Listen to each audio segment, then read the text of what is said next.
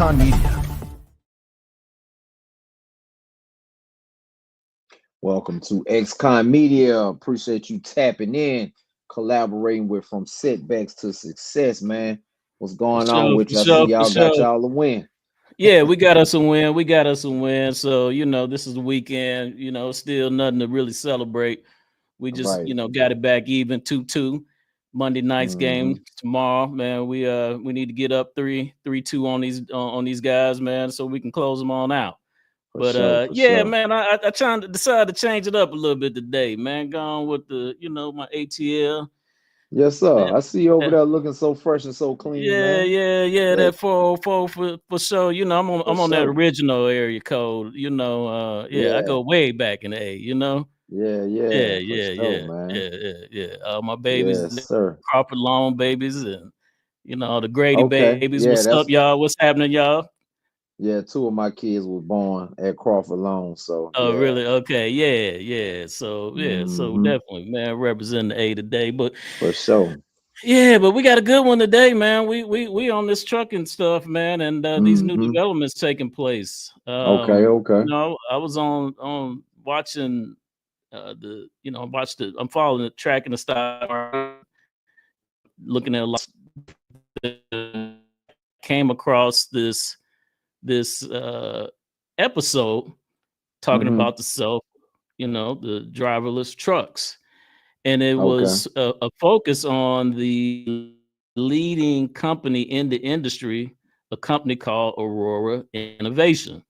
So I wanted to educate. We like to cover a whole lot of different types of topics. We're not one-trick ponies on this show. So definitely, man, wanted to jump into this because this, is having your CDL, been in the game, 16 years now? No, I've been 11 years. 11 years.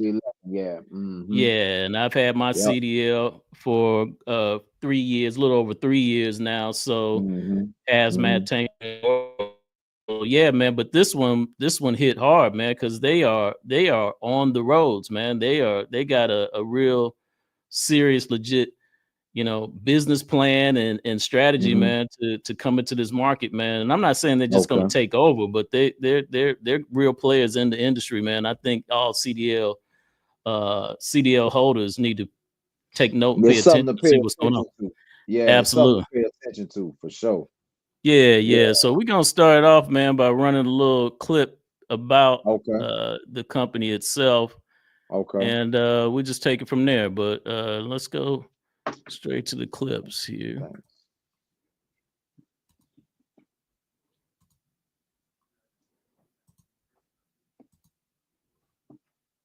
And to the stage. Product officer for Aurora Innovation. Sterling, it's nice to see you in person. I know we've talked before over video, but it's great to have you here. At CES in Las Vegas, you're here with Continental for a big reason, obviously, and we'll get to that in just a little bit. But the truck behind us, this truck, it represents what level of development are we at? Yeah, this is the current pedigree of the Aurora Driver. So it's equipped with all of the Aurora Driver hardware and software that we expect to take to our Aurora Driver Ready milestone here shortly, and ultimately to commercial launch. So the truck, the computer have all been designed to operate in without a specialist on board, with redundant componentry, as well as things like cleaning solutions. If you look up on some of these sensors, you notice there are these jets that provide an air knife or liquid cleaning. This is for operation in diverse weather conditions as well.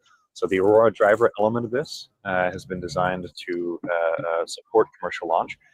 Base truck platform is equipped with redundant actuators in support of some of our development work that we're doing right now, but it's not yet ready for that commercial launch today. What we see here with the cameras and everything at the top, the LiDARs at the top, this is all ultimately what we're going to see when these take the road? Correct. That's correct. So this is the commercial ready Aurora Driver hardware kit. Okay. And this is ultimately, and we'll talk with Continental, this is ultimately what you're having them build in terms of an advanced version of it. So what we're working with Continental on, and the milestone we just achieved, is we've completed the specifications and architecture for the hardware that Continental is ultimately going to create at large scale. It improves on this quite a lot. So while this is it will support commercial launch. It's more expensive, obviously, to build it as we build it today. It also doesn't have some of the advances that we expect to be rolling in over the next couple of years together with Continental. So the phase we've just entered with Continental is over 2024, 2025, as we're doing the detailed design, testing, and validation of that kit for preparation in 2026 and 2027 for them to produce these at scale and introduce them on the manufacturing lines of our OEM partners.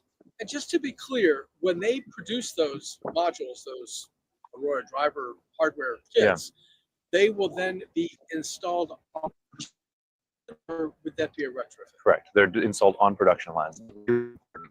It's important to the industry that OEMs are backing and the entirety of the supply chain is backing, supporting, and providing that ongoing support for these assets at large scales. That's one thing that OEMs and tier ones have built to date. Continental has been phenomenal at that. These OEMs in PACCAR and Volvo also have a robust operation to both produce these and support them at scale and operation. So yeah, that's an element of it, and Continental will be right there alongside Aurora in providing that ongoing service maintenance and support. Certainly, Continental has done many projects and products, where their efforts are integrated into a product. This seems like not just an advancing, but this seems like the way trucks are built.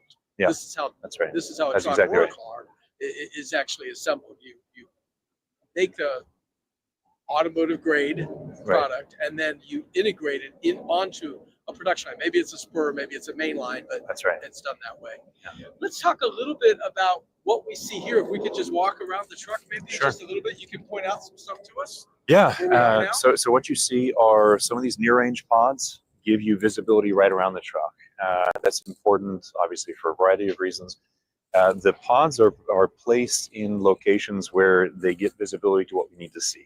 So, for instance, long ranges over top of the vehicles in front of the truck, it's really important that integrated pod that we worked with the OEMs to actually integrate deeply into the truck is there, as well as these side modules, each of which are designed modularly to allow for a design for reliability and maintenance and serviceability.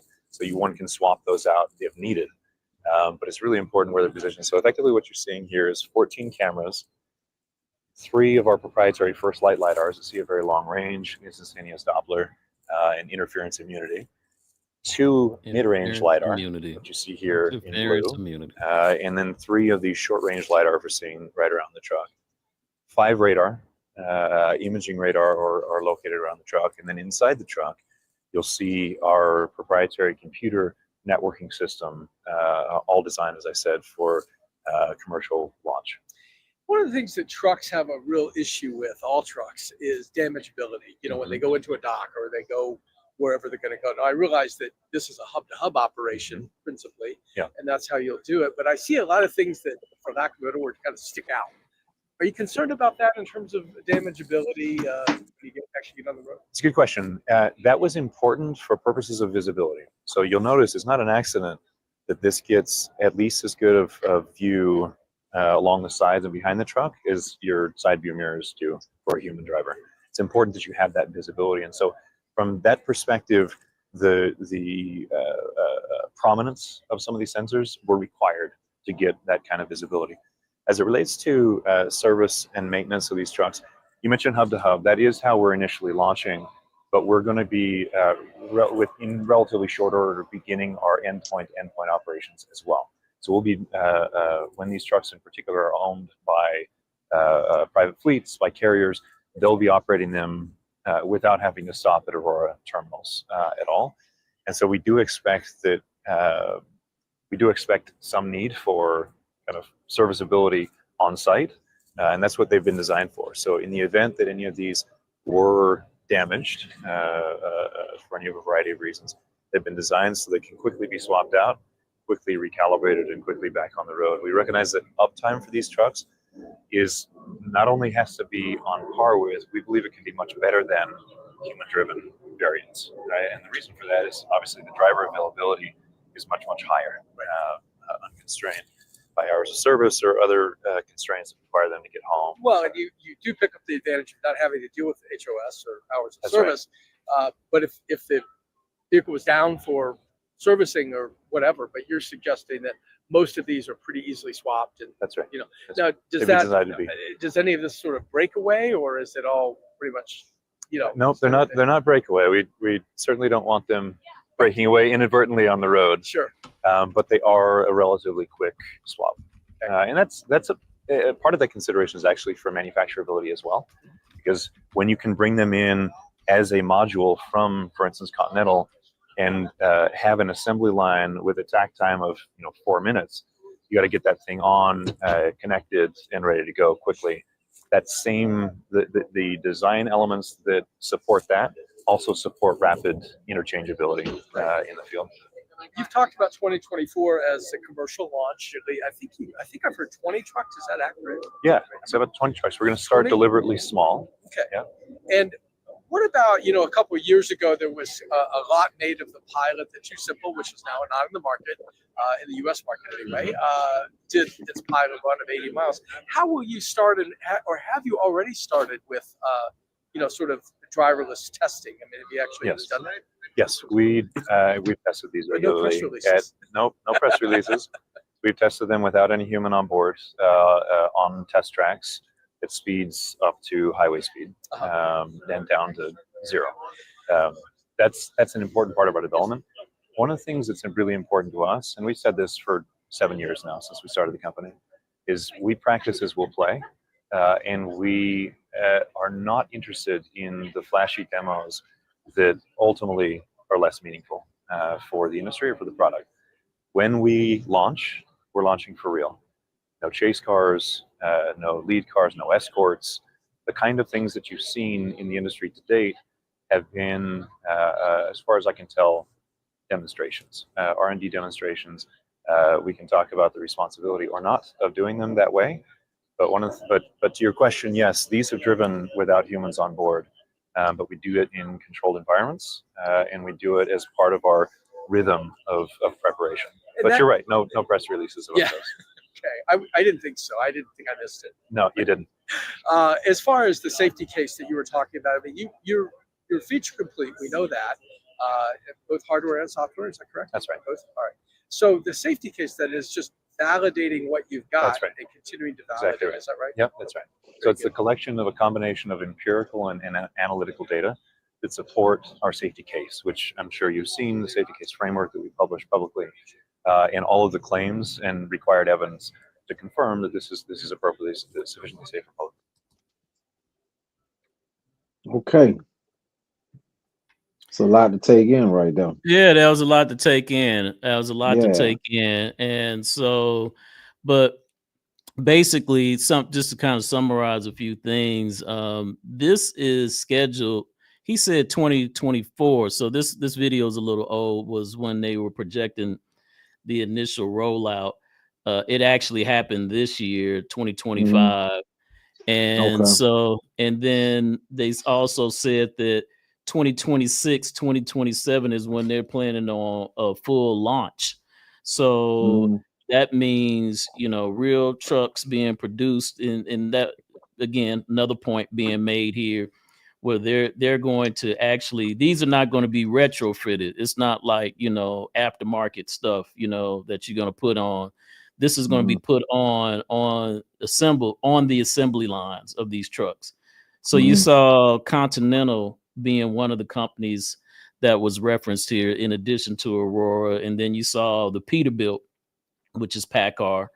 PACCAR owns, is responsible for Peterbilt, Kenworth, I believe, all fall under the PACCAR brand. They're working with Volvo as well. So these are going to be assembled in the factories of these big companies and pushed out that way. And so, I don't know if they mentioned in this video, they're saying that the cost for one of these kits will range anywhere from $30,000 to $50,000, which when I thought about that, man, that's like, less than 1 year's salary of a driver. So that's a no-brainer. You know what I'm saying? If you can, I don't know. I'm just, kind of thinking through this as well, as we go. But that's what the actual kit is going to cost. And then in addition to that, what's fascinating about this company, Aurora, is they're not going to be in the trucking business. This is an AI software company. So I think they will have some trucks initially, but that's not what they're in the business to do. They're not going to be fleeting up a bunch of trucks. Their goal is to operate the software, attach the be responsible for the hardware to some degree, but it's mainly all the software that's operating and how they get paid would be on a subscription. They were talking about this. I think they're still trying to work through these things, but it'll be a monthly subscription based model plus maybe mileage that these companies, the carriers, will actually pay them for using their software, their application, and their AI. So yeah, man, this is when I started hearing this, and there's some more other stuff I want to drop, on the audience and share with you as well, man. But what you thinking on this, man? What's your first thoughts on that? Me knowing, right? I've been on this highway. I have been to mostly all of the states except with the exception of about 5 of the 48. Been about 43 states. And the terrain that I've seen on some of these, the conditions, I'm not a believer. Not a believer. Not right now. Yeah, not right now. Like I've driven containers, containers that was weighing 95, almost 100,000 pounds. Oh, you was running that heavy? Tankers. Yeah. Yeah. Oh, okay. Yeah. You just have to have a permit. You got to stop in every weigh station. I got you. Every weigh station. So I just was running them up and down 75 and 16 from McDonough to the Port of Savannah. Okay, gotcha. I've hauled sulfuric acid. It's heavy. That stuff is heavy. Okay. I just don't. Me personally, I'm not a believer that they're going to be able to turn them corners and handle all of these ups, down, left, right. You got West Virginia, up, down, left, right, up, down, left, right. That's all you. You know what I'm saying? Yeah. I'm not really convinced. You know what I'm saying? That that is coming. Like they might actually, build some and roll some out in the next year or two. But I don't think the regular everyday truck driver don't have anything to worry about, at least not this lifetime to me. Except now if they going up and down the Ohio Turnpike, Pennsylvania Turnpike, Florida Turnpike, them straightaways. Them back and forth straightaway. Oh yeah, I'm pretty sure they'll be able to do it. Yeah, absolutely.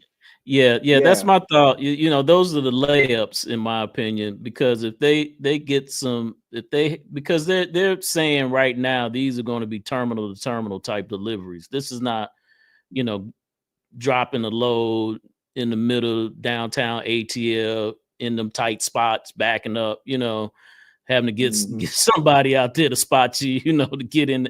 They're not talking about those type of deliveries. They're talking about DC to DC type deliveries. And that was my thought too, G. I was thinking the same thing, that they're going to start with those straightaways, like I said, West Virginia, man, ain't no way, ain't no way you going heavy. There's no way. West Virginia. Yeah. Right. That's a train wreck ready to happen. Just right. It is a computer, so it can malfunction. It can malfunction. Yeah, you as a human, you can malfunction on one of them things. You don't know what you're doing. Yeah, and the rain and snow, and things are treacherous, man. Some of those highways are treacherous. So to your point, I don't think that this is something that's going to have wide range, but it could affect some serious parts of the industry. And absolutely, I think of it similar to Tesla, and I could be wrong here, but I think of this type of tech is similar to Tesla's entry into the gas powered vehicle space. As we know now, Tesla's been around, electric vehicles been around for a while now, and it has not taken over the game. I've been, in fuel transport, and these guys is running just as heavy and hard as they were 10, 20 years ago in that game. I mean, that electric vehicles have not slowed down the demand for diesel fuel or any other type of regular gasoline. Exactly. Just hasn't happened. So but that does not mean that Elon Musk didn't carve a significant lane and found a way to be a billionaire or trillionaire. I don't know what his net worth is now. Yeah, and the richest. He the richest in the world. So in the game. And so, and this is not just something that we're talking about just in the United States. Trucking is worldwide. This is a global play here, in a lot of senses. So just because we're just thinking about it just from the maybe limited viewpoint of the United States, that doesn't mean that Europe doesn't. Absolutely. Japan. Those places gonna come up with it first. They gonna figure out how to do it better than anybody else. Okay. So when I say that, I mean, we be late on a lot of stuff over here. You know what I'm saying? So Japan is gonna figure out how to do it and do it better than nobody else, and they're gonna have them up and running. You know what I'm saying? Yeah. I believe that for sure. Yeah.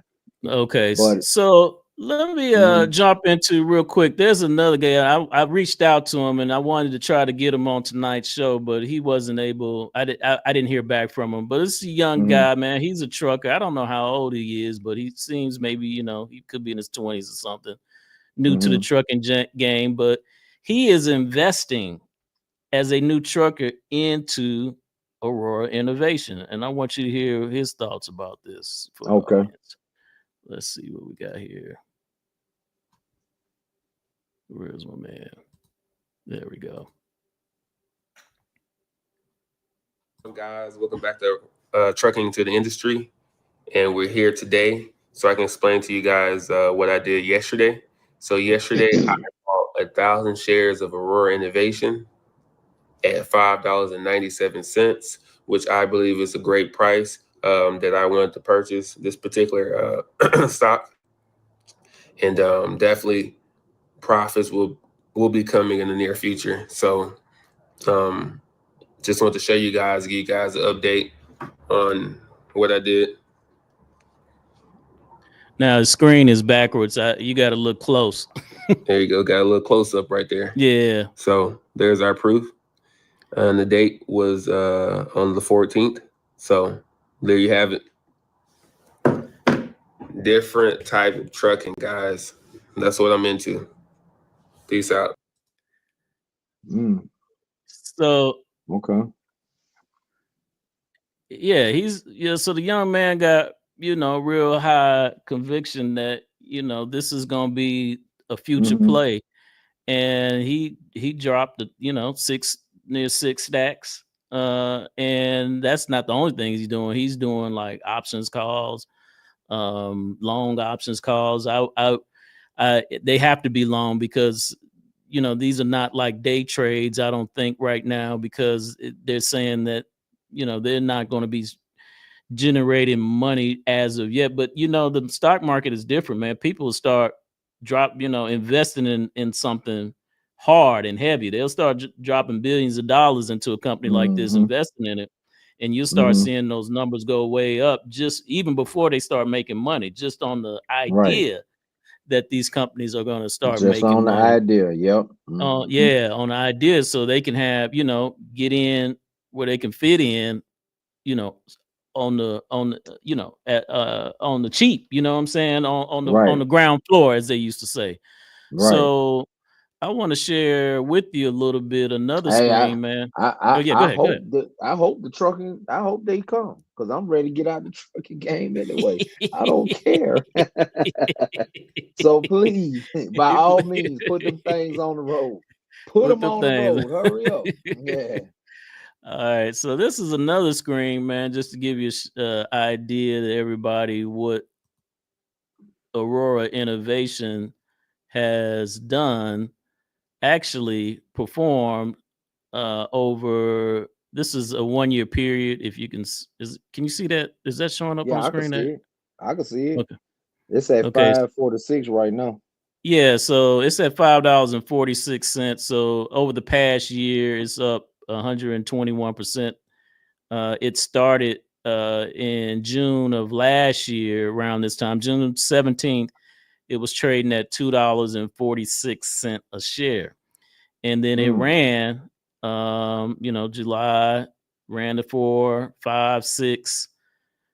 By September, you still see it running 7, 8 by the end of the year, December. Then I think it made this big jump at its peak right here. That was that was $10.19. Yeah, $10 on February 14th of this year. And so it's kind of been on a downward trend for now.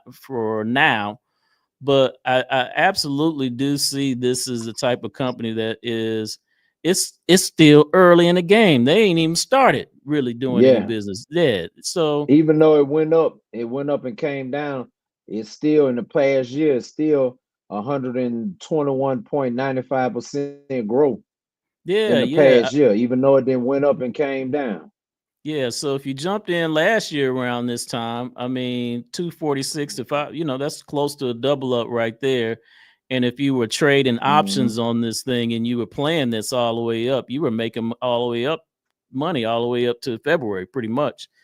And then, when you saw it kind of pulling back, that's when you close your position, take profit and call it good for now.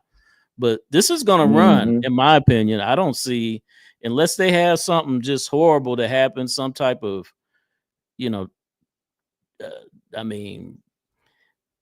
car pile up, 20 car pile up, the truck just malfunctions, God forbid, killing kids and families. And, that's that would be worst case scenario that probably would send this company into a bankruptcy or tailspin. But for now, man, it I don't know, it seems like a solid play, man. What are you thinking on that one?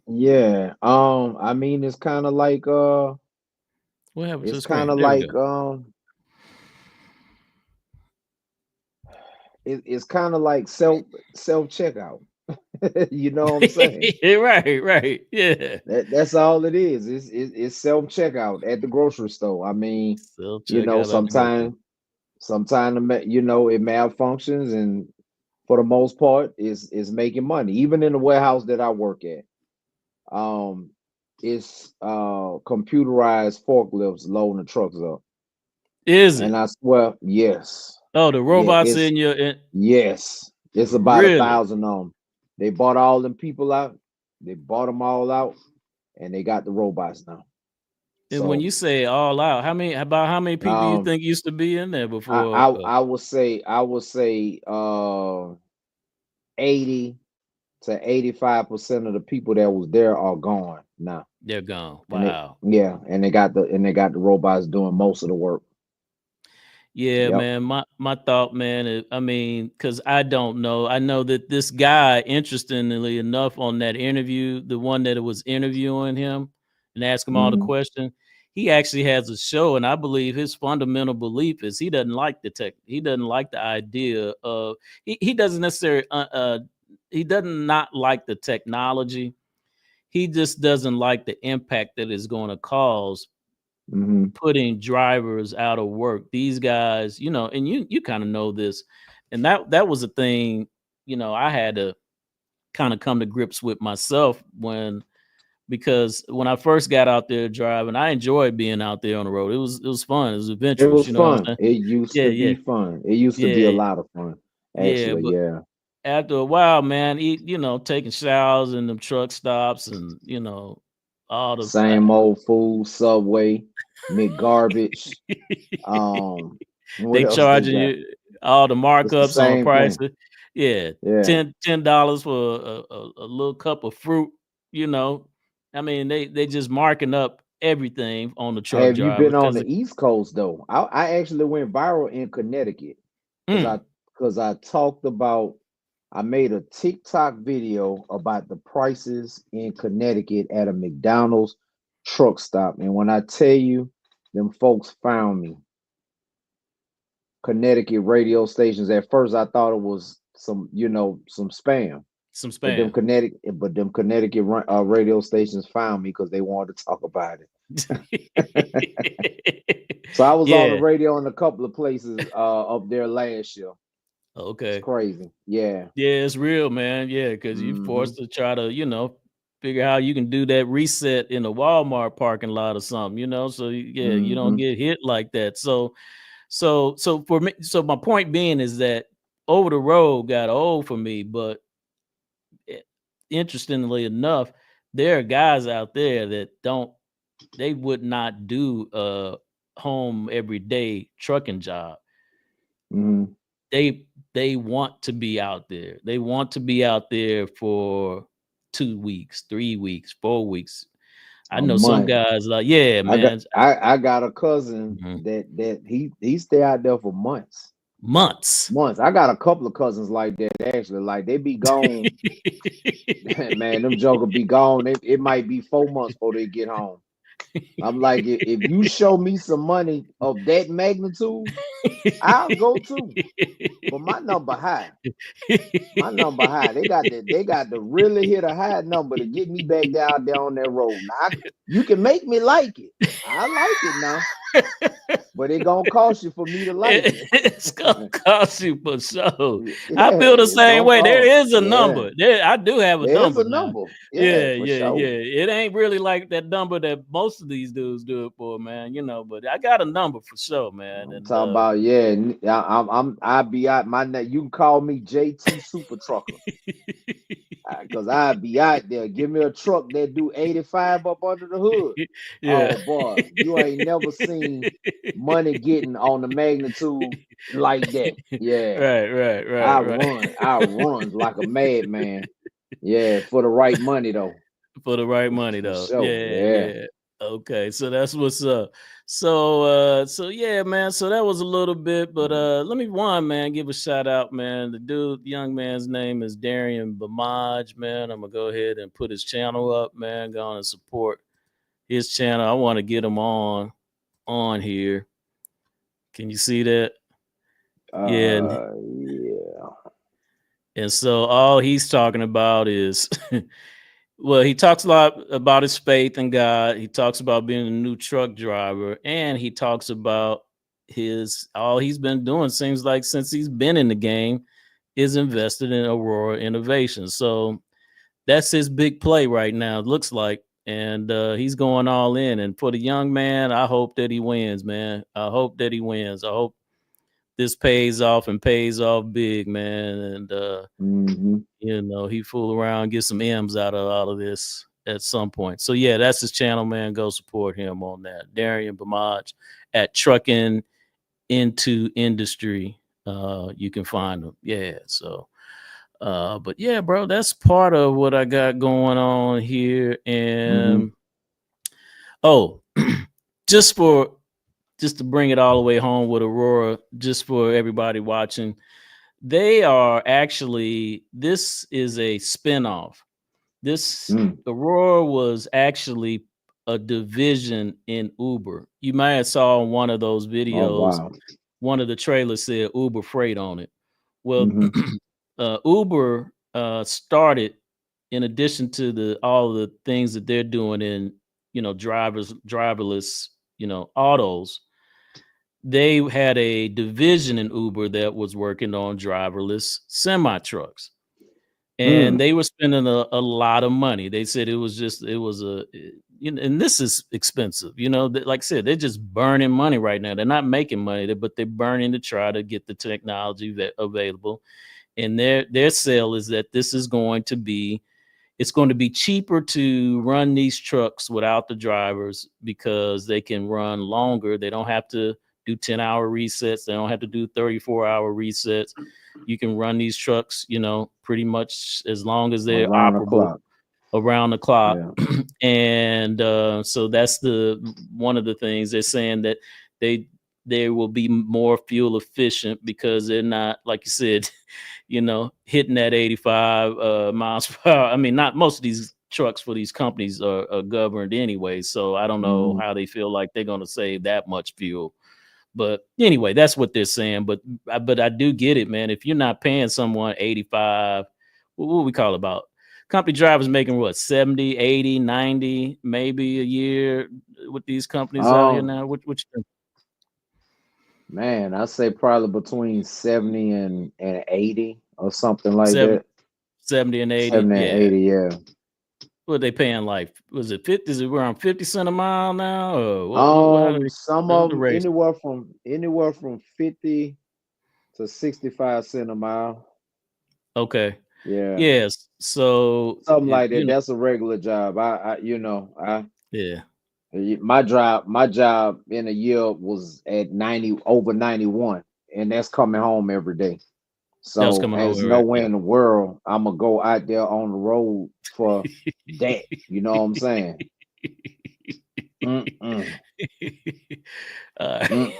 He said, ain't happening. And you got a lot of drivers that's out there just making $75,000-$80,000 a year, and they gone out. You know what I'm saying? Yeah. Running hard too. I'm not doing it. I'm not doing it. No. And off that clock. Yep. Not doing it. Not doing it.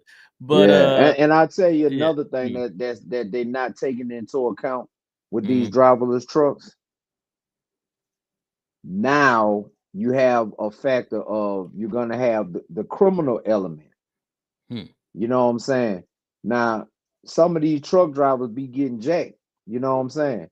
Now, if they have any inkling that the truck is driving itself and it is an Amazon truck, what you think gonna happen? Ain't no driver in it. That's less resistance. So I just don't think. I mean, it'll be easier for them to pull it over, sabotage the truck, uncouple, hook they whatever up to it, and pull away with the trailer. Like, at least with a driver, there's an element, a extra layer of security there. You can't run no self-driving truck into Philadelphia. You know what I'm saying? In the New York City, anywhere in Texas, but the closer you get to the border, the more, you know what I'm saying? The more likely it's gonna be that truck don't make it back.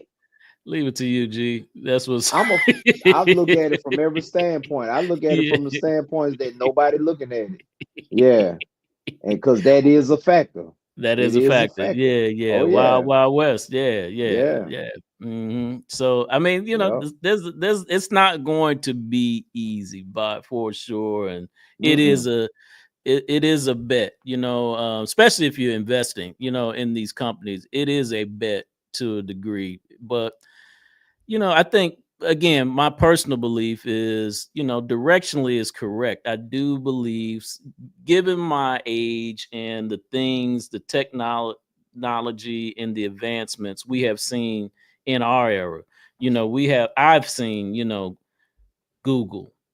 I mean, we were running, it was encyclopedias and dictionaries, before Google.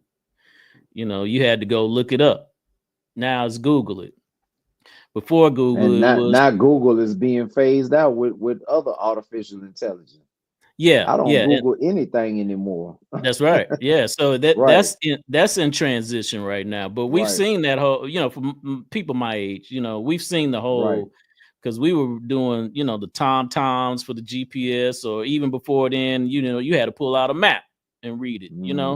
It wasn't all this, you just punch in the address and it takes you right there.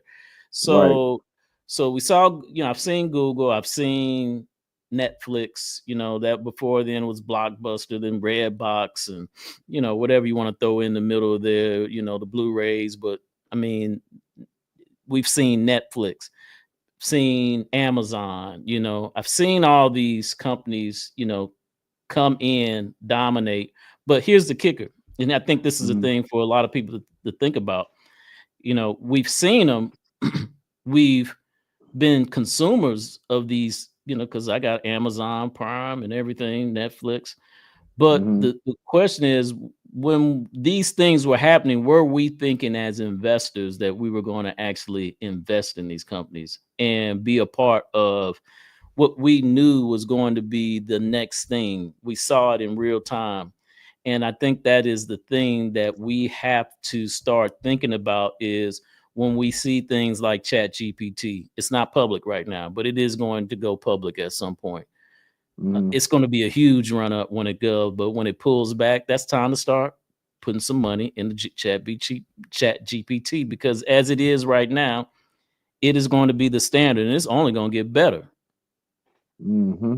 I mean, it could be something that comes in between now and then that blows it out of the water. You know, Google might come up, might get Gemini or whatever, you know, on point where I haven't been on Grok. You've been on Grok? I don't even really know what Grok. A little bit. Yeah, a little bit. I try all of them. Yeah.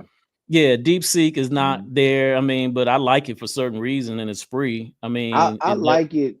I like DeepSeek because it gives good information, but it's not up to date. Like I think they cut off is like about 2 years ago. You know, got everything up to about 2 years ago. Like I need something 5 minutes ago. You know what I'm saying? Yeah. And they don't have the image generation, you know, which ChatGPT. Yeah, so they're short there. So it could be something that comes in between now and when ChatGPT goes public, OpenAI. Yeah.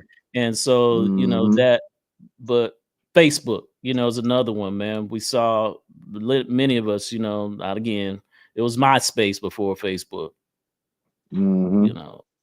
But when Facebook hit and everybody was using it, that's the time when you're supposed to be dumping money into that company, because you already know this is where this is the direction. But a lot of people didn't know. See, now it's like, okay, I need to invest in something. You know what I'm saying? Now people starting to think like that. Back then, you didn't know that this stuff was gonna blow up like that.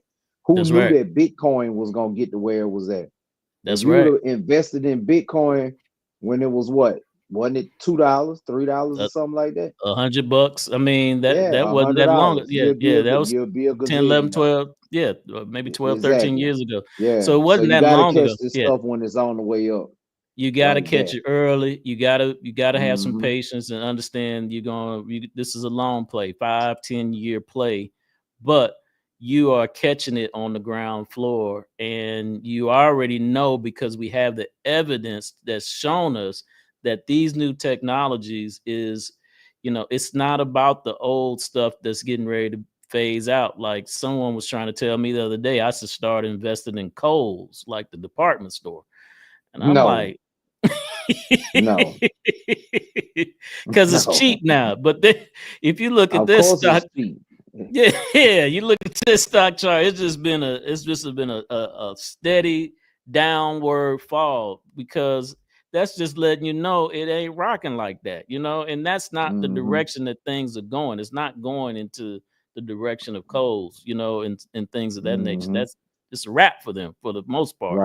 Right. Yeah, but technology, AI, these innovative things, we know that it may not look like it right now, but eventually this is going to be a part of our new normals, you know. I mean, and it's best to jump on it now and not be late to the party, you know what I'm saying? And just not, you know, not and be that guy or that gal who's like, man, I could, I had an opportunity to get Bitcoin when it was $200, you know.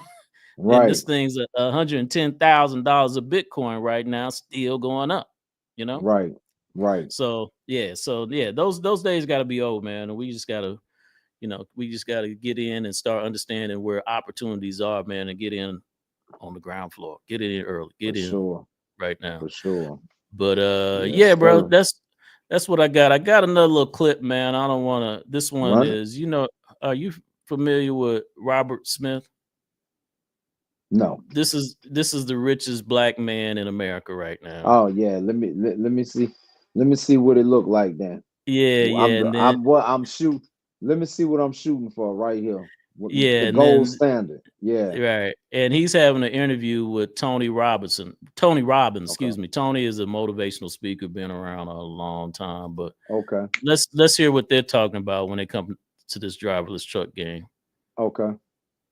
Something earlier that I know a lot of people get panicked about, and I think I remember I sat down with President Obama, and I was asking him 10 years ago or 8 years ago. I said, you look at the productivity that's happening already, and then we're just talking about, let's say, things like self-driving cars, things of that nature. Mm-hmm. No one's going to hire a truck driver, drive a truck when I can have a self-driving truck that works 24 hours a day versus 8 hours a day. I don't have the healthcare issues. I don't have complaints, right? I have probably less insurance, and I get to write down the asset, right? So all those Uber drivers, taxi drivers, that's 5 million jobs in the United States. That's how many jobs we lost in 2008 that made the economy go crazy. Yeah. So all this productivity, we've seen going from, let's say, farmers 150 years ago, where 80% of the population was farmers, to now it's 3%. We take care of the world because of productivity. Right. That change was slow. This change is fast. And I asked Obama, I said, is anybody getting these people ready for their new jobs, their new direction? He said, well, we don't think it's going to happen that fast. And I said, my experience, if you study history, is like it goes and then boom, this is it, right? We're geometric. It's not like anything in the past that you prepared for. So I know this isn't your job, but I'm curious, two questions. There's going to be so many jobs disrupted by that. But what does a person in that position do so that they can use AI and become more valuable in their company? Do you still see, is there a stage in which you don't need human beings to that at all, that the AI is designing it all? I assume there is. I think that it will be an evolutionary process, to your point. Will it be evolution or revolutionary? No, I think it's going to be evolution. It's just because the speed of change is going to be That's what I mean more by rapid. No, I agree. Speed. No, I agree. Right. So look, and that's not your responsibility. I'm saying, what do you think is real? So they hear it, because you know more about this industry than anybody probably alive. I'm not blowing smoke your way. It's true. Yeah.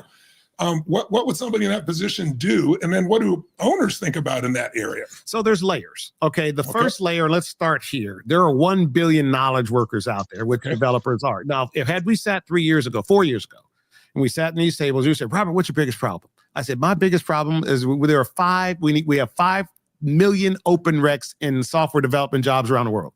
That many, not us, the world. Okay. We were always running a deficit, 5, 8, 10,000, and like we're constantly trying to find developers, well, guess what? The tide has shifted. So anyone, I apologize to anyone I said send their kid to become a computer science. Well, that was my next question. So we'll come back to that. Because now things have all changed, right? Okay. Things have changed. So that's one layer. That 1 billion knowledge workers provided $40 trillion. You think about it today of global GDP, what they're getting in salaries, and they're taking care of families. That is all going to get disrupted at some rate. Don't get a friend as your coach. Most people talk a good game. They tell everybody what they want to achieve. They tell them the huge goals that they're going to go after, but they don't execute. Execution trumps knowledge every day of the week. Okay. I'm so passionate about coaching because for time immemorial, and stage. My sense is, I mean, I know you it don't depends. Know for sure. I think there's going to be a regulatory overlay on this, where it's going to be to try and slow it down. I think so, but because the jobs are going to be, affected so fast. I think so. Look, I think it's above my pay grade as to who makes those decisions, but I think that's will happen. Okay. So in certain environments, it's going to happen quite rapidly. In others, not so much. Okay. So second layer. Yeah. So the second layer is within each portfolio company. So what's the point? I said, listen, guys and gals, we have to pivot everyone. Everyone in our organizations has to now think about how to make what they do more effective utilizing AI and Gen AI. That's how you become valuable today. Absolutely. And that's across every one of our portfolio companies. Again, I've got 100% of these companies now pivoted in one way, shape, form, or another. I think there will be a group of companies that become agentic in their nature. Okay. And I think there'll be a group of companies, what I call Gen AI enabled, that can, you guys are familiar with the rule of 40. Okay. Which is a combination of EBITDA margin plus growth rates. Rule of 40, 25% EBITDA margin, 50% growth rate. Everybody thought, it's a good software company. I think you can run these companies at rule of 70 and rule of 80. Yes. Wow. Okay. That's where that's going. Wow. These things become wildly profitable if you run them well and you actually leverage Gen AI across all the aspects of running an enterprise software company, which means it can grow ridiculously fast, or you're going to reduce the headcount of people in those organizations. Who gets reduced? Well, if you aren't embracing these solution sets, this is a new technology. Just like, at some point in time, someone said, guess what? Railroads aren't as efficient, right? And now we went from, million railroad workers to I don't know how many there are today, but a fraction of what it is. Yes. So every one of these industrial revolutions, this is the next revolution. And it's here. And it is here and it is now. Yeah, that's right. Yes, sir. That's a fact. I think the bottom line is, yes, bottom line. Bottom line is, I've been saying this for the longest. People better get very familiar with artificial intelligence, regardless of what's going on in the future.